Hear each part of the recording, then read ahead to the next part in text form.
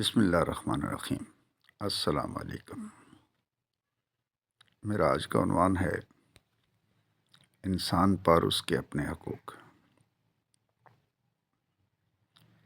برادران اسلام،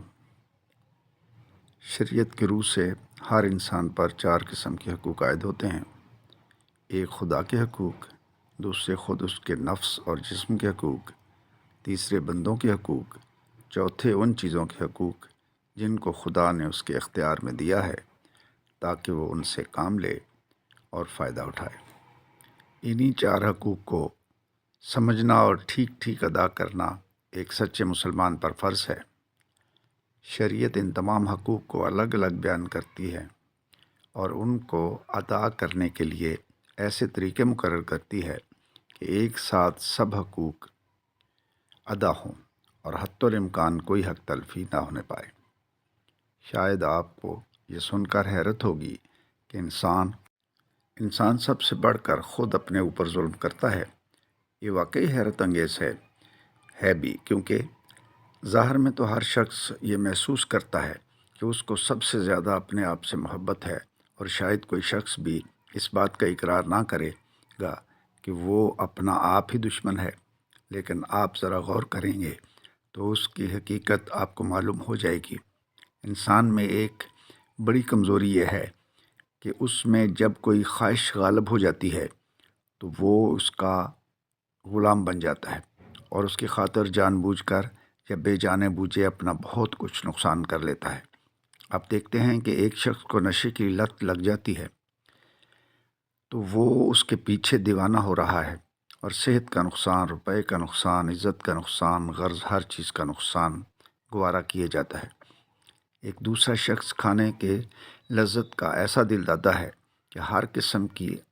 الا بلا کھا جاتا ہے اور اپنی جان کو ہلاک کیے دیتا ہے۔ ایک تیسرا شخص شہوانی خواہشات کا بندہ بن گیا ہے اور ایسی حرکتیں کر رہا ہے جس کا لازمی نتیجہ اس کی تباہی ہے۔ ایک چوتھے شخص کو روحانی ترقی کی دھن سمائی ہے تو وہ اپنی جان کے پیچھے ہاتھ دھو کر پڑ گیا ہے، اپنے نفس کی تمام خواہشات کو دبا رہا ہے، اپنے جسم کی ضروریات کو پورا کرنے سے انکار کر رہا ہے، شادی سے بچتا ہے، کھانے پینے سے پرہیز کرتا ہے، کپڑے پہننے سے انکار کرتا ہے، حتیٰ کہ سانس لینے پر بھی راضی نہیں، جنگلوں اور پہاڑوں میں جا بیٹھتا ہے اور یہ سمجھتا ہے کہ دنیا اس کے لیے بنائی ہی نہیں گئی۔ ہم نے محض مثال کے طور پر انسان کی انتہا پسندی کی یہ چند نمونے پیش کیے ہیں، ورنہ اس کی بے شمار صورتیں ہیں جن کو ہم رات دن اپنے گرد و پیش دیکھ رہے ہیں۔ اسلامی شریعت چونکہ انسان کی فلاح و بہبود چاہتی ہے، اس لیے وہ انسان کو خبردار کرتی ہے کہ لے نفس کا علیک الحق، ترجمہ تیرے اوپر خود تیرے اپنے بھی حقوق ہیں۔ شریعت ان تمام چیزوں سے اس کو روکتی ہے جو اس کو نقصان پہنچانے والی ہیں، مثلاً شراب، افیون اور دوسری نشاور چیزیں، سور کا گوشت، درندے اور زہریلے جانور، ناپاک حیوانات، خون اور مردار جانور وغیرہ، کیونکہ انسان کی صحت اور اخلاق اور عقلی اور روحانی قوتوں پر ان چیزوں کا بہت برا اثر ہوتا ہے۔ ان کے مقابلے میں وہ پاک اور مفید چیزوں کو اس کے لیے حلال کرتی ہے اور اس سے کہتی ہے کہ تو اپنے جسم کو پاک غذاؤں سے محروم نہ کر، کیونکہ تیرے جسم کو تیرے اوپر حق ہے، تیرے جسم کا تیرے اوپر حق ہے۔ وہ اس کو ننگا رہنے سے روکتی ہے اور اسے حکم دیتی ہے کہ خدا نے تیرے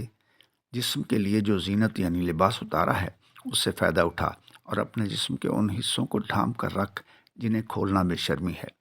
شریعت انسان کو روزی کمانے کا حکم دیتی ہے اور اس سے کہتی ہے کہ بیکار نہ بیٹھ، بھیک نہ مانگ، بھوکا نہ مر، خدا نے جو قوتیں تجھے دی ہیں ان سے کام لے، اور جس قدر ذرائع زمین و آسمان میں تیری پرورش اور آسائش کے لیے پیدا کیے ہیں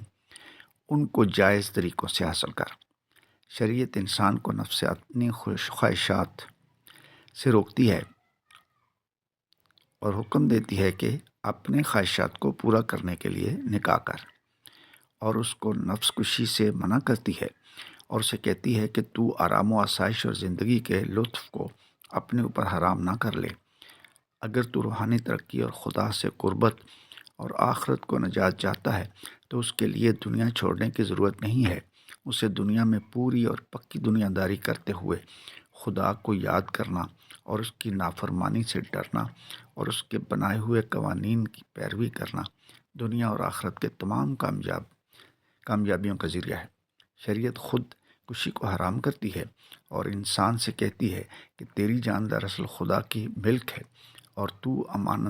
یہ امانت تجھے اس لیے دی گئی ہے کہ تو خدا کے مقرر کردہ مدت تک اس سے کام لے، نہ اس لیے کہ اس کو ضائع کر دے۔ مولانا سید ابو العلا مودودی کی کتاب دینیات سے ایک تحریر۔